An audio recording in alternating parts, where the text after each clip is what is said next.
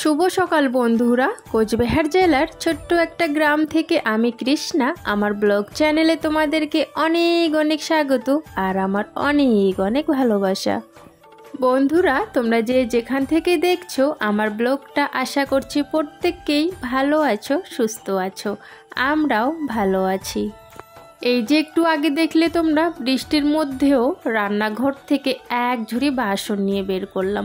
তবে বাসনগুলো কিন্তু এখনও মাজিনি।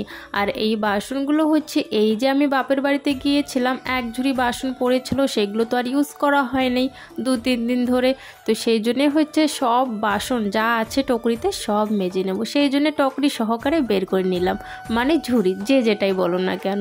তো যাই হোক, বের করে নিয়ে কলে পাড়েই রেখে দিয়েছে, কারণ তোমরা দেখলেই একটু আগে খুব বৃষ্টি হচ্ছিল, এখন আর ভিজবো না, সেই জন্যেই বাইরেই রেখে দিলাম। তারপরে কিছু খড়ি এনে উনুনটা জ্বালানো শুরু করে দিয়েছি। চলো বন্ধুরা, কাজগুলো করতে করতেই তোমাদের সুন্দর সুন্দর কমেন্টের উত্তরগুলো দিয়ে ফেলি।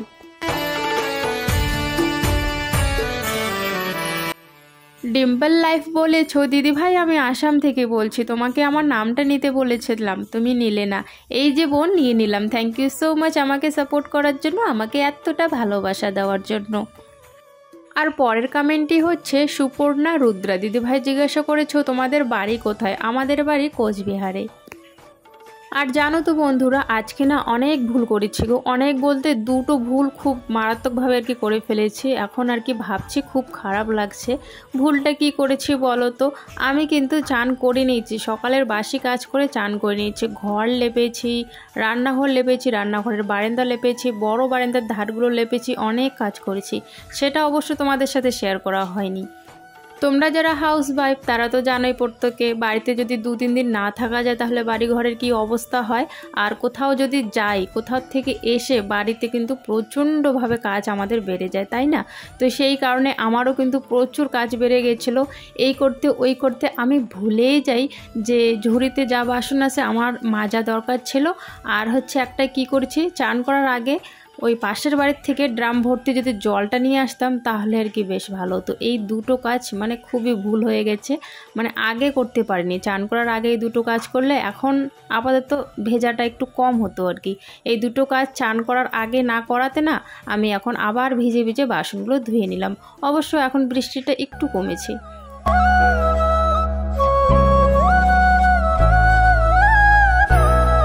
ভাত বসিয়ে দিয়ে কলে পাড়ে যা বাসন ছিল সমস্ত বাসন মেজে নিয়েছি, ঝুড়ি সহকারে মেজে ঘরে রেখে দিলাম। আর এখন হচ্ছে দেখো, ভাতের উতালও এসে গেছে, ভাতও একটু পরে কিন্তু আমি নামিয়ে নেব।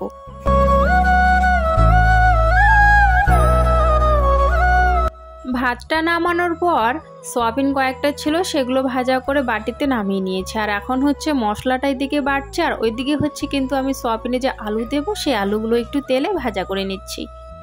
আর একজন আমাকে জিজ্ঞাসা করেছিলে, তোমার মেয়ের কি স্কুল নেই? তুমি এতদিন ধরে বাপের বাড়িতে আছো, মেয়ের স্কুল আছে, ছেলেরও স্কুল আছে, সেই জন্যই কিন্তু আমি 3 দিন থেকেই কিন্তু চলে এসেছি। আর আগে কিন্তু আমি 1 সপ্তাহ, 10 দিন, 15 দিন এরকম করে থাকতাম। তবে এখন আর বেশি দিন থাকা হয় না, যেহেতু ছেলে মেয়ের স্কুল আছে সেই জন্য।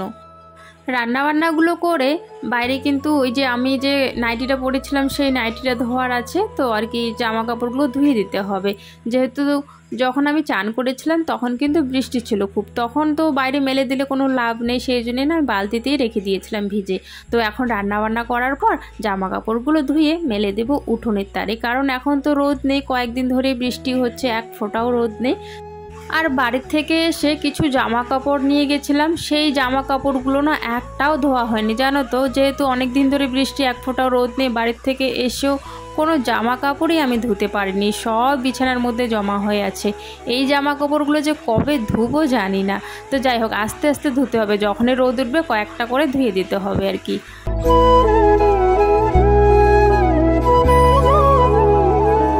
বর্ষাকালে আমাদের মাটির ঘরের দেখো কীরকম অবস্থা, দেখেছো? উঠোনটা পুরো কাদা কাদা হয়ে গেছে, একদম হাঁটা জানা। ভাগ্যিস প্লাস্টিকটা দেওয়া উঠোনে, সেই জন্য একটু হাঁটা চলা ভালো করে করতে পারছি, তা না হলে এক ফোঁটা উঠোন দিয়ে হাঁটা চলা করা যেত না।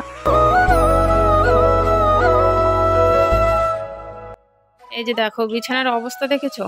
পুরো বিছানা একদম জামা কাপড়ে ভর্তি হয়ে আছে। এখন এগুলো গুছাতে হবে। তার মধ্যে আবার হচ্ছে প্রীতি এই বিছানাটা করেছিল, ঠিক করে করা হয়নি, পাতা হয়নি চাদরটা, তো এই চাদরটাও এখন ঠিক করতে হবে।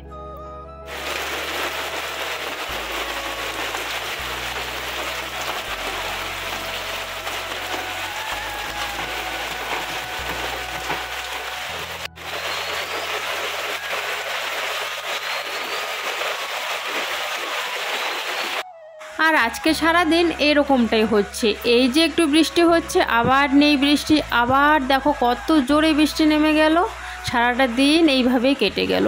যাই হোক, প্রীতি ভালো করে চাদরটা পাততে পারিনি, তো সেই জন্য আমি আবারও ভালো করে চাদরটা ঝেড়ে পেতে নিলাম, তারপরে হচ্ছে চাদরটার উপর মাদুরটাও পেতে নেব।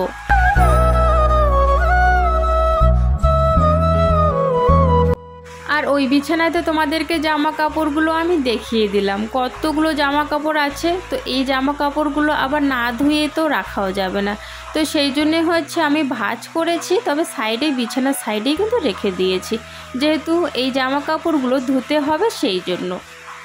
এই যে সকাল থেকে উঠে কাজে লেগে পড়েছি, ঘর মোছা, উঠোন ঝাড় দেওয়া, ঘর বারান্দা ঝাড় দেওয়া, এই দেখে দেখে মেয়ে কী ভাবছিল বলো তো, যে বিছানাটা আমি গুছিয়ে দিই তাহলে মা একটু আর কি হেল্প পাবে আর কি, তো সেই জন্যে কিন্তু ও ভাবনা চিন্তা করে বিছানাটা খুব সুন্দর করে গুছিয়ে নিয়েছিল, তবে একটু বিছানাটা ঝাড়া হয়নি, সেই জন্য আবারও আমি ঝেড়ে নিলাম বিছানাটা। আমি হঠাৎ করে এসে দেখি বাহ, বিছানাটা একদম পরিষ্কার হয়ে পড়ে আছে আর কি, মানে মশারিটা তোলা, বালিশগুলো জায়গা মতো রেখে দিয়েছে, চাদরগুলো ভালো করে ভাঁজ করে রেখে দিয়েছে, দেখে অনেকটা আর কি ভালো লাগলো। তো চাদরটা ভালো করে পেতে এইদিকে দেখো মা যে আমার জন্য এনেছিল না তেল, সাবান, সার্ফ, তো সেইগুলোকে হচ্ছে আমি ভালো করে শোকেসের মধ্যে রেখে দিচ্ছি। এই যে দেখো কত জল, কদিন ধরে বৃষ্টি হচ্ছে না, এই জায়গাটা পুরো জলে ভর্তি হয়ে গেছে। খাওয়া দাওয়া হয়ে গেছে, আমি একটু বাইরে বের হয়ে আসলাম আর কি, একটু সারাদিন বৃষ্টি হওয়ার পর এই যে একটু বিকেলবেলা রাস্তায় বেরিয়েছিলাম, এখন দেখি প্রীতমের বাবাও বের হয়ে চলে আসলো। আমি জানি না এখানে আর কি জাল পাতা হয়েছে, প্রীতমের বাবা বলছিল যে এখানে আমি জাল পেতেছি, মাছ হয়তো উঠেছে দেখি, তো সেই কারণে আর কি নামছে দেখছিল, তবে হ্যাঁ কয়েকটা মাছ আর কি জালে উঠেছে, তো আমি জানতাম না জাল এখানে আছে আর কি, তো জানার পর হচ্ছে আমি একটু এখানে আর কি ভিডিও করে নিলাম। আর এটা হচ্ছে কিন্তু একটা আর কি দোলা বলতে খ্যাতগুলো থাকে না, গর্ত খ্যাতগুলো, তো সেই আর কি। আর এখান থেকে না জল যাওয়ার কোনো রাস্তা নেই, এই জায়গাটাতে না মানে একদম পুকুরের মতো জল হয়ে থাকে, একদম রাস্তা আর এই জায়গাটার জল সমান হয়ে থাকে, তো এখানে সবাই মাছ মারে, আরও আছে ওই সাইডেও আছে, ওইদিকে রিং আছে বড় একটা, ওই খেতেও কিন্তু অনেক মাছ হয়, ওই দিকেও অনেকে মাছ মারে, এই বর্ষাকালে এইভাবে কিন্তু মাছ মারে, অনেকেই খায় বিনা পয়সার মাছ আর কি। ওই অল্প একটু মাছ উঠেছিল, তো ওই মাছগুলোই হচ্ছে আমি রাতে ভাজা করে আর কি সবাই মিলে কয়েকটা করে খেয়েছিলাম।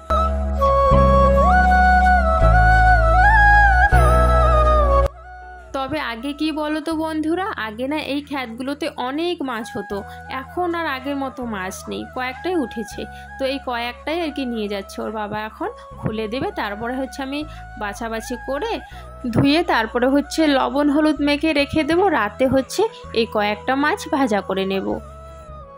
তাও আগের মতো মাছ নাই,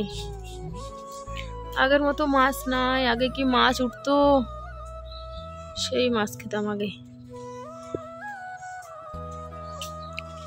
কই রাখতেছো? নিচেই। ও মা ওই ইয়েটা দে, যেটা তোর হাতে ওইটা দে, ওইটার মধ্যে রাখ। এই কয়টা মাছের জন্য আর বাঁচতে ইচ্ছে করে না।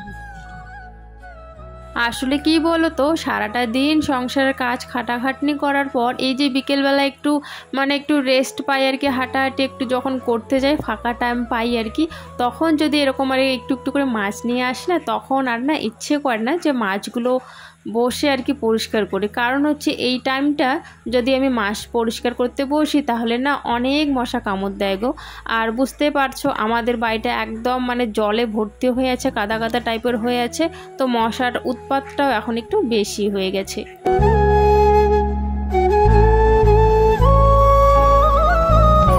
এই যে দেখো বন্ধুরা, এই কয়েকটা মাছই কিন্তু পড়েছে জালে, তবে এই কয়েকটা মাছও কিন্তু রাতে যদি গরম গরম ভাজা খাওয়া যায় ভাতের সাথে বেশ ভালোই লাগবে, তাই না? তো কয়েকটা করে হবে, 3-4টে করে সবাই মিলে আর কি খেয়ে নেবো রাতে। এই যে দেখো মাছগুলো, এই মাছগুলো হচ্ছে ভাজা করব, জালের থেকে আর কি তোলা হয়েছে মাছগুলো, জালে যে পড়েছিল, আর এখানে হচ্ছে একটু মুসুর ডাল সেদ্ধ বসিয়েছি, রাতে হচ্ছে মুসুর ডাল সেদ্ধ দিয়ে খাওয়া হবে, একটুখানি তরকারি আছে। আর এখানে হচ্ছে মাছটা আছে, মাছটা ভাজা করে নেব। তো বন্ধুরা খাওয়া দাওয়া হয়ে গেছে, এখন বাজে হচ্ছে 9:30। তো এখন আমরা হচ্ছে সবাই ঘুমিয়ে পড়বো, মশারি টাঙানো হয়ে গেছে। তো যাই হোক বন্ধুরা, আজকের ভিডিওটা এখানে শেষ করছি। দেখা হচ্ছে আগামীকাল নতুন একটা ভিডিওর সাথে। সবাই ভালো থেকো, সুস্থ থেকো, টাটা।